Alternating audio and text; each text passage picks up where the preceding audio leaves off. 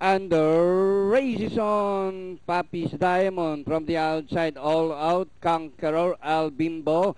Douglas Paramore also rushing up airway. It's Conqueror followed by El Bimbo.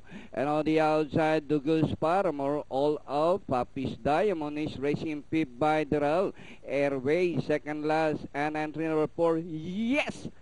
Papa is running at the tail of the field. Papi's Diamonds now the leader, followed by Conqueror. Al Bimbo alongside is all out in the middle. Douglas Paramore rounding the far turn. Papi's Diamond by a length, followed by Douglas Paramore. All out is on the outside. Conqueror. Entry number 2, Al Bimbo Airwear, and yes!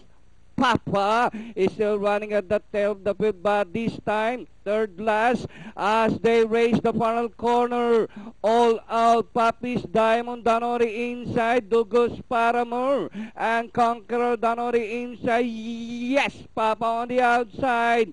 All out, Papi's Diamond, Douglas Paramore, and yes, Papa on the outside, but still all out. Yes, Papa on the other outside, and finally it's going to be close.